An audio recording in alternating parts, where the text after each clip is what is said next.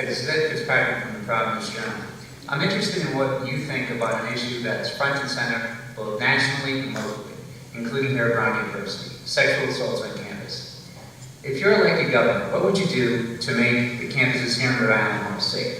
Specifically, would you support a law that would mandate that every college conduct an anonymous survey gauging the number of sexual assaults on their campus? It's completely unacceptable that we have institutions of higher learning that have not been open in addressing the critical problem of sexual assault on campus. It's almost beyond words for me. I get so mad when I hear about it. As governor, any public institution that's engaged in that level of behavior will have immediate accountability to me, and people will lose their jobs if we are not addressing this issue in a forthright way and making sure that punishments fit the crime. For our private institutions, I support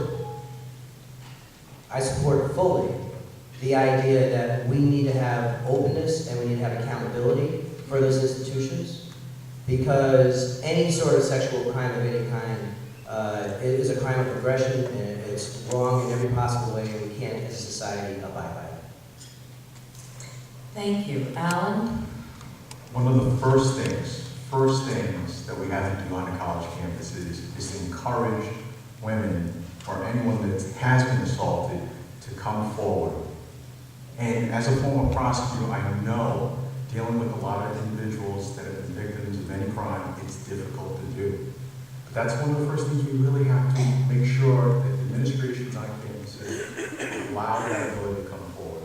Next, given that prosecutor background, I know right from the beginning, whenever that's reported, they have to work immediately with the proper authorities, whether it's the local authorities or state police, whatever has the proper jurisdiction, so that if there is an assault that is criminal that has occurred, they're working right off the bat from a criminal investigation matter, working side by side with the administration so that no evidence is lost. That is important, but those two factors have to happen. And yes, I would support a survey, anonymous survey, so that we really know what the data is. Thank you. Todd? I think this is a good opportunity to suggest that we institute a telephone-based alert system. I think that would go a long way on campuses to protect folks. When I was a facility manager at Trinity Rep for a number of years, we were involved with campus compliance. So I understand that you can have certain code words over announcement systems, but I really think that we should invest in surveys like you mentioned, Ed. But more importantly, I think we should use our technology to institute some sort of telephone-based reporting system, and I think that's a good step in the right direction, and I support that. Thank you. Thank you. Clay? Yes, I would support a proposal like that is suggesting. This is something which is very difficult to do, which is to change the culture on campuses. It requires education, it requires partnership, and I think it requires state action to put out a specific protocol of when certain situations should be reported to the authorities, so that everything is very clear and that everyone on campus knows what is expected. As a former prosecutor as well, I think it's really essential that people know what is acceptable behavior and what is not.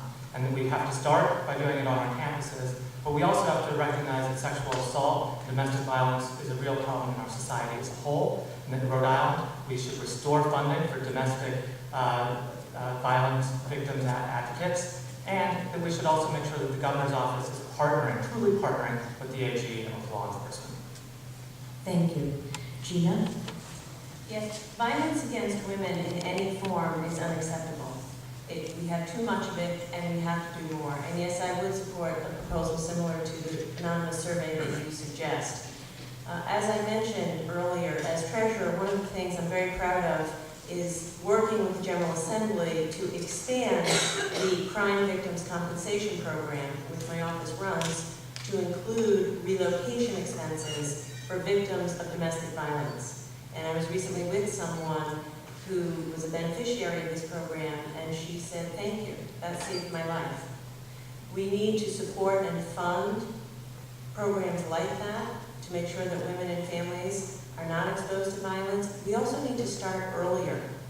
We can't ever allow an attitude that boys will be boys and ever allow this to be acceptable on college campuses. And we have to start teaching people from when they're very young, preschool, how to deal with violence, how to be peaceful, how to deal with anger, and know that it is unacceptable to treat women in that way. Thank you. Angel? Thank you. Thank you for your question. The Providence police take sexual assault very, very seriously. There's one challenge, and that is if it's not reported, it's hard for them to investigate. So we need to do everything that we can to encourage women, anyone who is sexually assaulted, to come forward, to report it, and make sure that we follow through and that there are consequences for those who assault anyone. And so I think that's very important. I think to your second point, in terms of the survey, I would support a law with respect to the survey because we need to bring this issue and make it an issue that is discussed in every single campus and in every single city and town here in the state of Rhode Island. So it's important to bring that issue up, to make sure people focus on it, to make sure that we have an environment where people feel like they can report a crime and that they are going to, the crime will be investigated and people will be held accountable. And that's what I'd like to see happen as governor. Thank you.